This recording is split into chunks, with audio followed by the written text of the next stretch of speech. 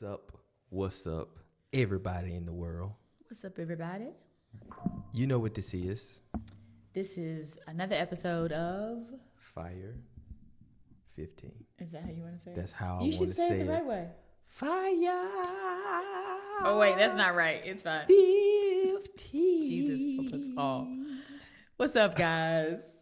I'm Doc. Glad y'all joined us. I'm PJ. The beautiful. I'm going to let you finish it. No, I'm not. Okay, I'm well, gonna. If the you do beautiful, that, the the handsome, illustrious. the Yes. super. Yes, look at him. Yes. Yeah, Nope, I I'm not gonna accept lean those into that. compliments. I'm not gonna lean into that. The beautiful, the illustrious, the gorgeous, multi-talented, multifaceted The Lord is faithful. Pastor Joy. That's what PJ stands for. I think people think my name is actually PJ. They might. It is short for It Pastor stands Joy. for Pastor Pastor Joy. Joy. Too many syllables. Yep. It's fine. So today Yes. we are talking about. Actually, I think it's going to be really good. Something very personal. But you may want to get your tissues, I don't know. depending on how you're wired. Depending on. We're talking about the hardest season we've ever navigated as a couple. I think, to be honest, in life. True facts. See, it's it's not up like we there. had before each other. We had Yeah. this hard of a season. It's true. We've had hard seasons before each Yeah. other, but this is something Not this hard. This is something that Yeah. takes the cake. So, Yeah. so, and I think there were a lot of lessons that came from it. Right? And we're going to share those with And y'all we're going to today. talk about it today. I'm not going to cry today. He might. I might. I though. might. I don't know. I We've might. talked about it without crying, but you just never know. Yeah. Just never know how to hit. Yeah, you never know. The tissue box is behind you, but just in Oh, case. is it? So, Okay. Good to know. So y'all see me leave off the screen. Yeah. But today we're just gonna be talking about like navigating the tough seasons and one of our toughest seasons. Right, in particular. Yes. We've talked about navigating hard seasons before. Right. But we want to hit down to like a personal example that we've navigated. Because I believe transparency and vulnerability is really Absolutely. what propels people. Yeah, for sure. Because I believe these stories have to be shared. Yeah. You know, this is what helps people. I agree. This is what helps people. So The hardest season we've ever navigated is yes, it was when our daughter Reagan, who's a thriving 8-year-old, Spicy. 8-year-old, super smart, beautiful. Yeah, when she was diagnosed with cancer, and she was 18 months old, and boy, that was rough. That was rough. Really rough, y'all. Yeah, I remember everything. Like there was stuff that I wish I could forget about it, but my brain won't let me forget. It lets me forget other things, but it won't let me forget this for some reason. Because I think trauma really affects people in different ways. Yeah. And so it was tough, and we don't have to go through the whole story because I think we don't have enough time for that. Yeah, it's a take a lot- 5:15, not a take a 5 lot of hour. time. But Just the overview of it was Yeah, so- all was well. yeah, all was well. She was good. Her sitter noticed that she had a fever and a small lump behind her ear. We took her to a couple of specialists. They gave her some steroids. It shrank a little bit, but it got larger over time. And then they sent us to ENT, and he was like, "Oh well, Gotta we need to biopsy it." So, Which was so scary. which was weird because it was like I've never been biopsied before. I had never been put under before. Yeah. And so I'm like, my 18-month-old baby has been put to sleep. And I've had my wisdom teeth taken out. We put to sleep. That was I about hadn't it. at the time. So I mean, for me, I'm like, this never happened to me before. So it was all new. It was very scary. And then we got a word back that it was cancer, and I mean the dreaded C word, which is scary for So scary. anybody. For anybody, but like, come on, like a kid, y'all. Yeah. Like a kid, she was talking-ish. She was Yeah. walking, but like she wasn't able to communicate and Right. articulate all the things. So like the pain she was experiencing or like what the chemo made her feel like, it was just a scary season. Yeah. And then they told us because it was cancer, she needed care around the clock. So I had to quit my job and come home with her because I mean, my mother-in-law offered to retire early and it was super kind of her. But I'm like, no, this is my baby. Right. Like I feel like I needed to do this, even though it wasn't something I was like, yes, quit my job, because I didn't feel called to be a stay-at-home mom. Can I be real? Like everybody didn't have that same. Yeah, that's You true. know, that was true. not my portion. So Yeah. it took more out of me than just like, oh, I'm caring for my kid. A caregiver role is hard anyway. If you're just talking like a random caregiver, but we're talking cancer. And then we're talking about me walking to a season that I didn't like, that wasn't, being a stay-at-home mom was not a desire of my heart. Right. And I think, the big thing for me was just the uncertainty. Yeah. Because you hear the word cancer and you automatically, at least I automatically think death. Yeah. That's what I automatically think. And because Cancer is just so stupid. yeah, because in my life, to my knowledge at that point, I've never known anybody to to battle cancer or That's a anything good like point, that. babe. And so for me, it was all new, and it was all like you would see, And that close probably too. and that close. You know what I mean? Like, man, this is my child, and so there was a lot of fear Yeah. in that season. A lot of fear, a lot of uncertainty. Just a lot of just didn't know. You just didn't know. And now that I think about it, the closest person to me that navigated cancer prior to that was when I was 10, my paternal grandmother passed away of breast cancer. And so I think sometimes we forget how we may frame things in our mind. And so although I never talked about it, now that I'm thinking about it and processing it, cancer is associated with death. Yes, this wasn't breast cancer, but this was cancer. And the closest person that navigated cancer to me passed away from it. And so they were super like positive. They're like, if there's any cancer in the world to choose from, the cancer diagnosis was B-cell lymphoma. So that lump, that's what that lump was. If there's any cancer in the world, this is the greatest cancer to have. I'm like, bro, You can shut up talking to me with all like, that. for That's real. what I wanted to say. My kid still has cancer. We still have to do chemotherapy. Like, oh, Yeah, and like, yeah. So it was a lot. But what do you think in that season? Like, because we had to navigate it. We did. We couldn't quit. We could. couldn't stop. We couldn't do any of that. There were times that I wanted to. yeah, depression. I know I battled depression for sure. Yeah. And I zoned out, and I just there were like true story. If any of my former students are watching this, 'cause I was a professor at a university During that time. for a solid year. Those 2 semesters that she was going through treatment, a little bit longer. But there are certain students I don't remember that come to me, Dr. Bradford, hey, how's it going? I took, this and this.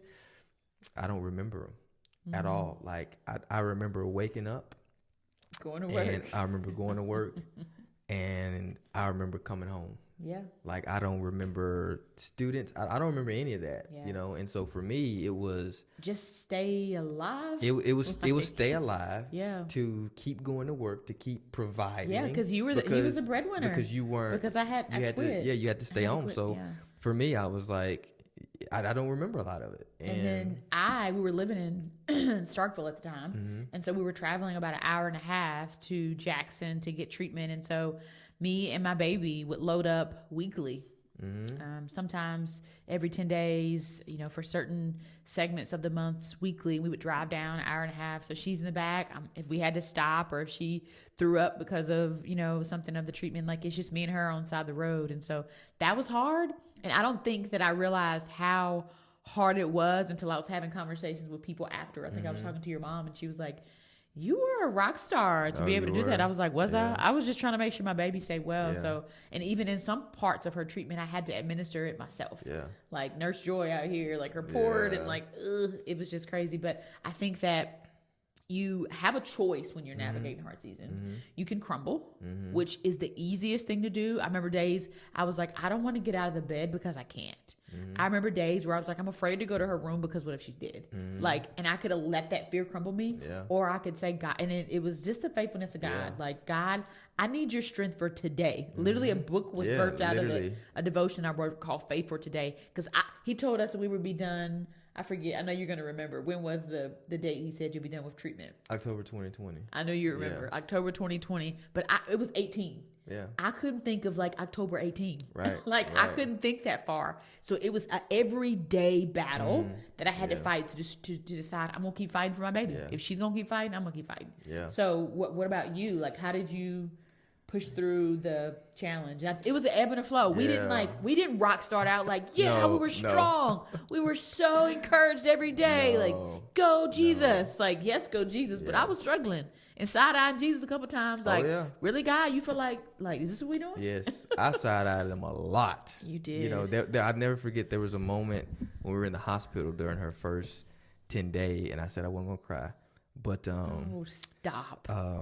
But I remember getting to a place where I was in the bathroom and I told God, I was like, if this is what it's like to serve you, I'm good, bro. I'm out. I said, because if I can not be a Christian and experience this level of hurt, confusion, despair, and all this, then I'm good. Like, if there's no insulation from this. Because I'm a Christian. Right. I'm good and I don't want it. I can do something else. I can find something else to do. But I think the thing that I learned is that, you know, he promised that he would always be with us. He promised, and he was. Yes. And he was. Yeah, and he never promised that we won't face difficult times. Yeah. But he promised that he wouldn't leave us, Yeah. and that he would be with us in those tough times. So I think during that time, I got probably the closest to God, which sets me on a different level. Yes. Because of intimacy, right? Right. Because we have to understand that conflict deepens intimacy. Right. And I was conflicted in my soul, like my mind, my will, my emotions, my thoughts, my imagination. Like I was conflicted. Yeah. And I was like, God, I don't know what to do. Like, you're going to have to help me. And there were so many miracles during that time. That part, I was going to say, talking about him never leaving us or forsaking us. And I think that if people that have navigated hard seasons that are believers, you can think back. I mean, if you're out of it, sometimes when you're in it, you don't see it. Right, okay. right. You can't see the forest for the trees, but you can say like, dang, like I remember, you know, not experiencing this or God giving us favor in this, or even just being able to navigate this. He was there. Yeah. Yeah. And we saw miracles of them telling us, well, she's going to experience this. This is just a part of the treatment. You're going to expect this. And there were things that we never experienced that they promised us as doctors. Like, we've done this. We've done this treatment before. This isn't some kind of trial. Like, this is going to be a part of it. And it wasn't her testimony. Yeah. Yeah. And I think one of the largest lessons that I learned was that, you know, God is indeed faithful. Yes, he is. He is indeed faithful.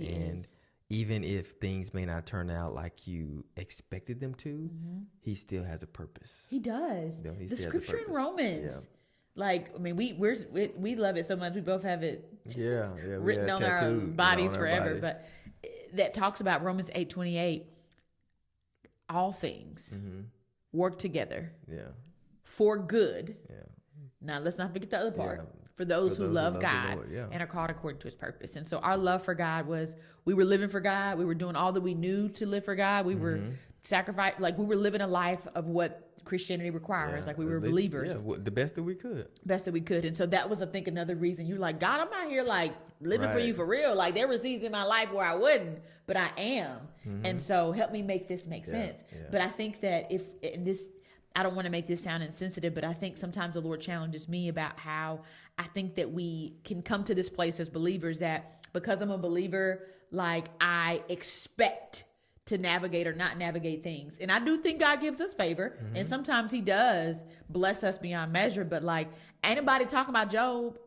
Like, don't nobody want to talk about what Job navigated. Like he went through a hard season. And so there's no scripture in the Bible that says Christianity equals like butterflies and rainbows. Like, no, it's comfort. Yeah, comfort Christianity is this new thing, which don't get me started on that. But like the faith that grew on the inside of us, the Bible says it's impossible to please God without faith. Yeah. We had to have faith to believe that he was going to bring her out. Yeah. We had to have faith to believe that she wasn't going to die, that we were going to make it. There's studies that show that when children have diagnosis, like medical diagnoses, I think it's like 73% of couples don't make it. They don't make it. Yeah. It's hard. Yeah, it is. Because sometimes you can turn against each other. You're dealing with your own stuff. Like it's hard. Yeah. But leaning into one another and realizing we're teammates. We even had like code words in the beginning where we weren't saying much because it's like I don't have it for to do. Yeah. But like checking in on each other, like how are you? Right.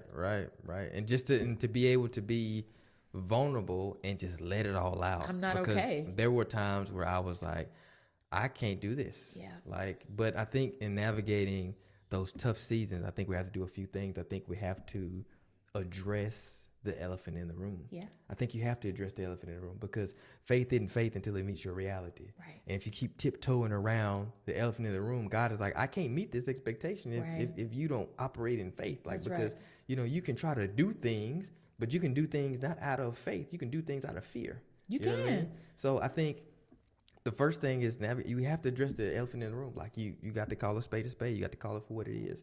And I think in doing that, God honors that. Yeah. The second thing is I think we have to do is address the fear of it. Because for me, that was real. Like I was scared. Yeah. And I was like, God, you're going to have to help me with this fear because at this point, I don't know what's a healthy fear. I don't know what's a negative fear. It all feels the same to me, So, and I think addressing the fear. So we had to to really address the elephant in the room and then address the fear. And I think the beauty of a relationship with God, depending on how you were churched, depending on your church experience, you can be afraid to question God. People don't question the Lord.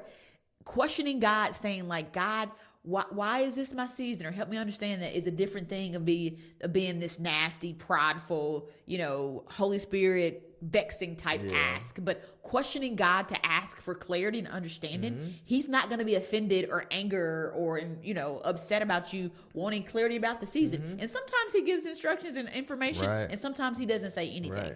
In that season, there were times that he gave things and explain things. And there was time at the end of the season where he's like, now you see, I couldn't have told you inside of it because you wouldn't have known. And I'm like, I see. But not being afraid to be vulnerable before God and say, God, like, I'm upset. Like, I feel some type of way. Like, are you here? Like, God's not rattled by your humanness. He know you a human. He know that we're fragile. So I think that you have to be honest with God too, because there's people who carry around bitterness and frustration and anger, and it's not with people, it's with God. You got to deal with that. You got to. And I think after that, the intimacy and the relationship with God just makes things better. But we would not be the people we are today had we not navigated that season. There's no way. No, I don't think so.